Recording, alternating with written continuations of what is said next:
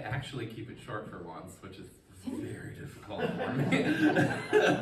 But I also didn't want to because this was kind of a surprise that I would be talking today, which actually, if you could all send your healing and prayers to Gigi, because she's currently recovering from COVID, which is why she could not make it today.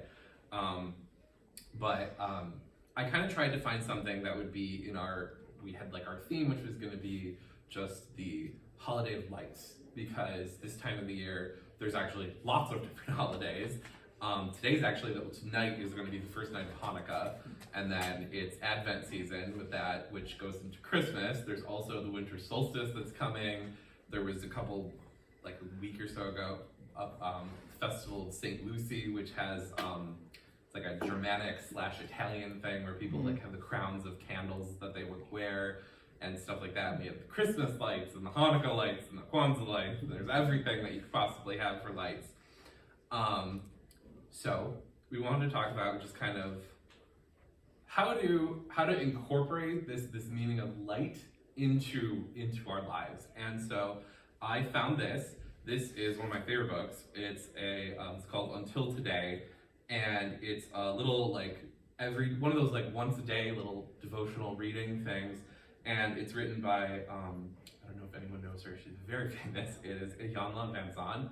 She had a couple TV shows. One of them was on Oprah's network. She would fix people's relationships. She's very, very funny. She's an author, speaker, New Thought minister, Yoruba priestess, a whole bunch of things. And she's just very, very uplifting and very wise. And so each of these little devotions start and end with an affirmation, and they have kind of her words of wisdom in there. So I thought this would be applicable to today. So the greatest service I can offer is being a light on the path. At night, the ocean can be a huge and dark, scary place. When riding on the seas, you can never know for sure if the water will be calm or turbulent. You never know if you will drift off course or run aground. This is why there are lighthouses. When ships lose their way, they are guided by the lighthouse.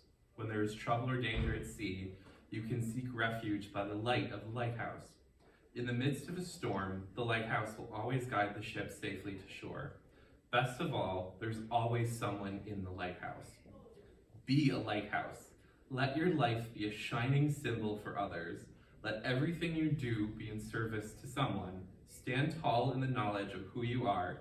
Stand proudly in the midst of difficult times. Be aware that who you are and what you have to offer can be a beacon to some lost soul. Be a lighthouse keeper.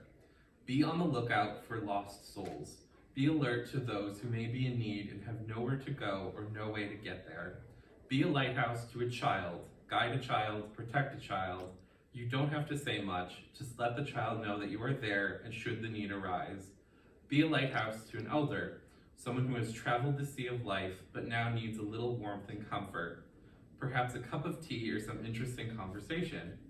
Be a lighthouse to a young man or woman who has lost their footing or may be losing their direction in life.